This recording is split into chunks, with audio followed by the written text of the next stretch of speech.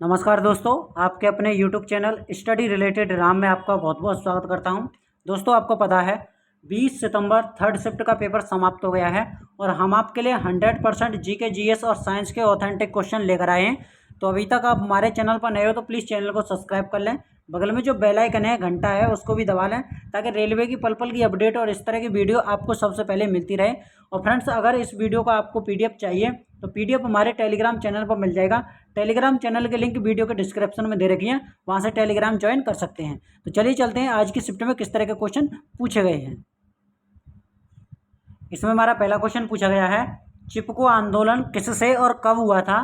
तो यह भारत के उत्तराखंड राज्य, तब उत्तर प्रदेश का भाग था, में किसानों ने वृक्षों की कटाई का विरोध करने के लिए किया गया था। वे राज्य के वन विभाग के ठेकेदारों द्वारा वनों की कटाई का विरोध कर रहे थे और उन पर अपना परंपरागत अधिकार जता रहे थे। यह आंदोलन तत्कालीन उत्तर प्रदेश के चमोली जिले में 1973 में आरंभ हुआ था। ठीक है, तो अब ये कहाँ पड़ता है? अभी ये उत्तराखंड में पड़ता है। ठीक है, चलिए अगले क्वेश्चन की बात करते हैं। अगला क्वेश्चन है, RBI में वर्तमान में कितने गवर्नर हुए हैं?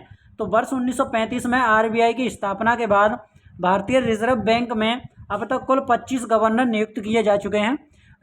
रिजर्व बैंक के पहले गवर्नर सर ओसबोर्न स्मिथ थे और वर्तमान में पूर्व वित्त सचिव एवं वित्त आयोग के सदस्य शशिकांत दास बने हैं। ठीक है, इन्होंने 21 दिसंबर 2018 को पदभार सॉरी फ्रेंड्स, इस जगह पर लिखा हुआ है आपका 11 दिसंबर 2011 को पदभार ग्रहण किया है।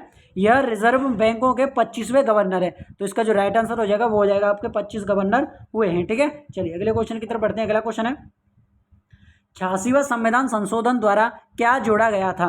तो 86वां संविधान संशोधन जो 2002 में हुआ था, इस संशोधन अधिनियम द्वारा देश के 6 से 14 वर्ष तक के बच्चों के लिए अनिवार्य निःशुल्क शिक्षा को मौलिक अधिकार के रूप में मान्यता संबंधी प्रावधान किया है।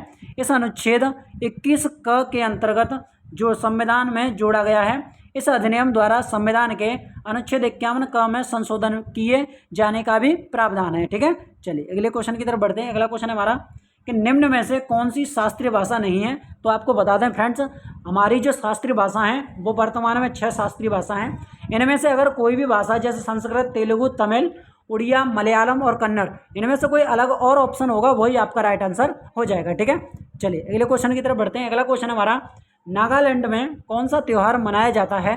तो आपको बता दें, आप देख लीजिएगा ऑप्शन में क्या दिया हुआ था। तो इनके अलावा नागालैंड में कुछ अन्य त्योहारों को तुलुनी, मेटेमानो, मोनू, मियू, बिशु और नाजू आदि शामिल हैं। इन सभी त्योहारों में बहुत उत्साह के साथ मनाया जाता है।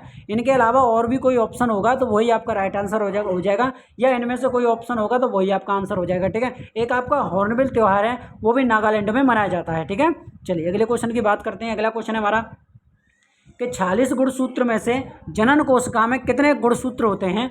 तो ये 23 होते हैं। कृपया ध्यान दें कि शब्द जर्म सेल द्विगुणित कोशिका को संदर्भित करता है जो युग्मक बनाने के लिए अर्धसूत्री विभाजन से गुजरती है। युग्मक हमेशा एक जीव में मौजूद गुणसूत्रों की आधी मात्रा को वहन करते हैं। मनुष्यों के लिए 23 जोड़े या 46 गुणसूत्र होते हैं, जिसका अर्थ है कि वे द्विगुणित 2n हैं। ठीक है, चलिए अगले क्वेश्चन की बात करते हैं। अगला क्वेश्चन हमारा कि 2022 में 73वें वर्ष की आयु में किसको पद्मश्री पुरस्कार दिया गया है? तो आपको बता दें फ्रेंड्स, ऑप्शन के हिसाब से देख लीजिएगा। इन 4 लोगों को CDS general Bipin Rawat, BJP नेता कल्याण सिंह, गीता प्रेस गोरखपुर के अध्यक्ष रहे राधे श्याम खेमका और शास्त्रीय संगीतकार के मशहूर प्रभा अन्य के नाम का ऐलान किया गया था। इनके अलावा 124 लोगों को पद्मश्री पुरस्कार देने की घोषणा की गई है। ठीक है, चलिए अगले क्वेश्चन की तरफ बढ़ते हैं। अगला क्वेश्चन है, हिम तेंदुआ के लिए कौन सा अभ्यारण्य प्रसिद्ध है? हेमिस नेशनल पार्क भारत का सबसे बड़ा राष्ट्रीय उद्यान है। इसमें हिम तेंदुआ की अच्छी संख्या पाई जाती है। तो इसका जो राइट आंसर हो जाएगा वो हो जाएगा आपका हेमिस नेशनल पार्क। ठीक है, चलिए अगले क्वेश्चन की तरफ बढ़ते हैं। अगला क्वेश्चन है, भारत का सबसे गरीब या सबसे निर्धन राज्य कौन सा है? तो GDP के अनुसार छत्तीसगढ़ भारत का सबसे गरीब राज्य है। वर्तमान समय में GDP के अनुसार छत्तीसगढ़ भारत का सबसे गरीब राज्य है। वर्तमान समय में छत्तीसगढ़ की GDP 3.25 लाख करोड़ रुपए है। इसके अलावा झारखंड भारत के सबसे गरीब राज्यों में झारखंड के बाद दूसरे स्थान नंबर पर आता है। ठीक है, चलिए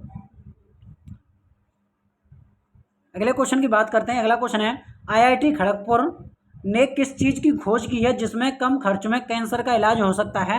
तो भारतीय प्रौद्योगिकी संस्थान IIT खड़गपुर ने शोधकर्ताओं ने संसाधन विवश नैदानिक सेटिंग में मुंह के कैंसर का पता लगाने के लिए एक नया अत्यधिक सटीक, पोर्टेबल, फिर भी एक उपभोक्ताकर्ता अनुकूल, सस्ती और गैर आक्रामक उपकरण विकसित किया है। ठीक है, चलिए अगले क्वेश्चन की तरफ बढ़ते हैं। अगला क्वेश्चन है हमारा, डॉक्टर इलाज के लिए कौन से लेंस का प्रयोग करता है?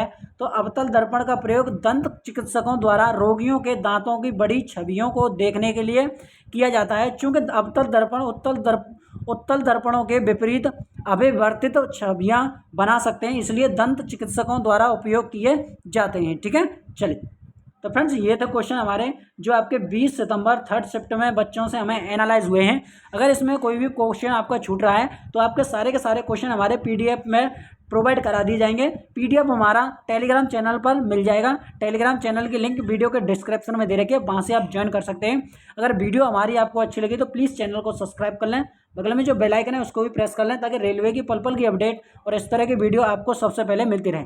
मिलते हैं नेक्स्ट वीडियो में, तब तक के लिए जय हिंद, जय भारत।